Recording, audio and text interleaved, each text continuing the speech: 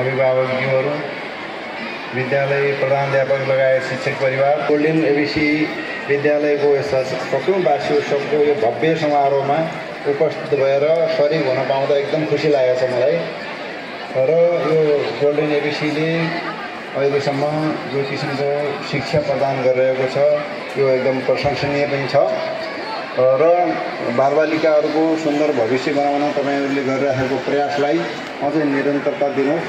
यसलाई अब हामीले अहिले अलिकति शिक्षामा अलिक बढी ध्यान दिनुपर्ने समय छ। त्यो कुन अर्थमा भने अब हिजोका दिनमा हामी कन्टेन्टलाई बढी ध्यान दिन्छौँ, पढ्ने कुराहरूलाई मात्रै ख्याल गर्छौँ।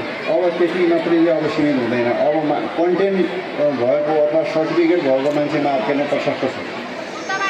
अब एउटा इक्जाम्पल भन्छु तपाईँलाई म।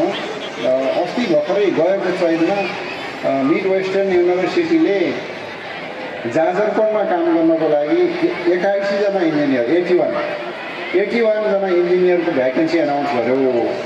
त्यहाँ कति पर्यो भन्नु होला भने 3600 मान्छेहरूले एप्लिकेसन दियो। ल हेर्नुहोस् त, 45 दिनको जागिर इन्जिनियर चाहिने। हामी सोच्छौँ डाक्टर इन्जिनियर यो देशमा एकदम कम छ, हामी सबै त्यही पढाउनु लागेका छौँ। तर यस्तो अवस्था आइसक्यो कि इन्जिनियर भएको मान्छे पनि खराब फाल्छ। त्यस्तै डक्टरको के छ मलाई थाहा छैन। यस कारणले हामी सर्टिफिकेट भएको मान्छेले मात्रै अब पुग्दैन। अब कस्तो मान्छे चाहियो भने जुनसुकै किसिमको काममा पनि फिट हुने, तपाईँको ट्रेडिसनल किसिमको पेसा व्यवसाय कल्चरको प्रमोसन गर्नेदेखि लिएर संसारको कुनै पनि कुनामा गएर जब गर्न सक्ने, त्यहाँ बिक्री हुन सक्ने, त्यहाँ लडेर नाम निकाल्न सक्ने, लोकसेवा मात्र होइन कि संसारभरिका देशहरूमा गएर चाहिँ जागिर पाउन सक्ने, उद्योग व्यवसायमा प्रविधिमा टेक्नोलोजीमा चाहिँ काम पाउन सक्ने त्यस्तो किसिमको जनशक्ति हामीले अब तयार गर्नुपर्छ। भने पुरानो भइसक्यो। निश्चित पाठ पढ्ने, त्यो पाठलाई कण्ठ पार्ने, परीक्षामा लेख्ने, अङ्क पाउने भने पुरानो भइसक्यो। अब त्यसले हामी के गर्नुपर्छ भन्दाखेरि बालबालिकाको सर्वाङ्गीण विकास, चौतर्फी विकास, व्यक्तित्व विकास, आइक्यू विकास, उसको समग्र बुद्धिको विकास, उसको सामाजिक असल रहनसहन, नैतिक आचरण, चरित्र, सकारात्मक भावना, यो सबै भएको एउटा असल नागरिक तयार गर्नका लागि तल्लो लेभलमा हामीले पढाइ लेखाइभन्दा पनि क्रियाकलापमा बढी एक्टिभ गराउने, बच्चाहरूलाई नजानेर सिक्ने, बच्चालाई सानो बच्चालाई चाहिँ सिकाउनलाई उसलाई हामीले जोत्यौँ भने उसलाई गाह्रो हुन्छ। अनि उसको चाहिँ तपाईँको के भन्छ भने विकास रोकिन्छ, डेभलपमेन्ट अवरुद्ध हुन्छ। त्यसले गर्दाखेरि सानो बच्चाहरूलाई यसरी सिकाउनु पर्यो कि उसले सिकेको थाहा नपाओस्, अनि बल्ल सिकेको थाहा पाओस्। ओहो यसो गर्दा यसो हुने रहेछ, यसो गर्दा यसो हुने रहेछ भन्ने खालको किसिमबाट उसले सिकोस्। अनि बल्ल सिकिसकेपछि उसले थाहा पायो भने ऊ छक्क पर्छ। ओहो मैले यो काम गर्दाखेरि त यो कुरा पो पाएँ मैले। सिकाइ उनीहरूलाई गर्नुपर्छ।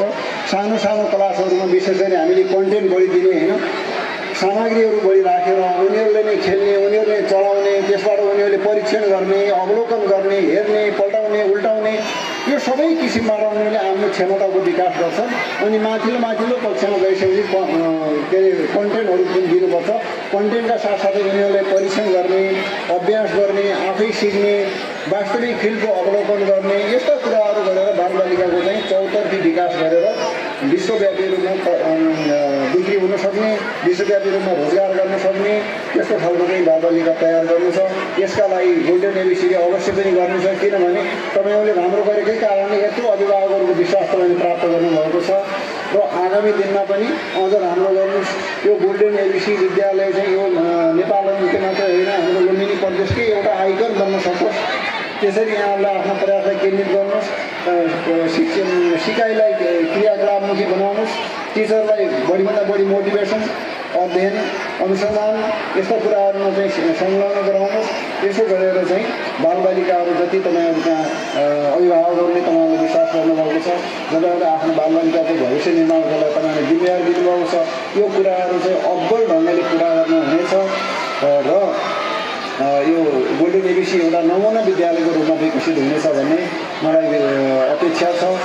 जो किसिमको चाहिँ विद्यार्थी सङ्ख्या तपाईँको जुन भौगोलमा छ यसका लागि तपाईँहरू राम्रो गरे नै हो। यसका लागि पनि बधाई दिन चाहन्छु। र हाम्रो शिक्षा विकास समन्वय इकाइ सहजीकरण गर्ने सल्लाहकारी निकाय हो। के कुरामा हामी नेपाल सरकारको प्रभाव अनुगमन पनि गर्छौँ। बाँकी कुरामा हामीले सहयोग गर्ने, समन्वय गर्ने, सहजीकरण गर्ने, तपाईँलाई अप्ठ्यारो परेको कुरामा प्राविधिक सल्लाह दिने, त्यस्तो कुरामा हामी स्कुल बोर्डिङ हामी के भन्दैनौँ। नेपाल सरकारको लागि सबै स्कुलहरू बोर्डिङहरू बराबर छ। मात्रै के हो भने बोर्डिङ स्कुल तपाईँ आफै खर्च गर्नुहुन्छ, सामुदायिक स्कुल पनि गभर्मेन्टले खर्च दिन्छ, यति फरक हो।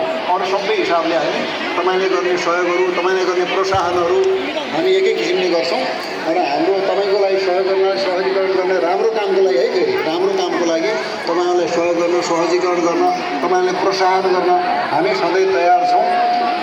यति भन्दै विद्यालयको पुनः उत्तरोत्तर प्रगति, अभिभावकहरूको पनि बच्चा बच्चीहरूको चाहिँ सुन्दर भविष्यको शुभकामना व्यक्त गर्दै मेरो 2 शब्द यहीँ टुङ्ग्याउँछु।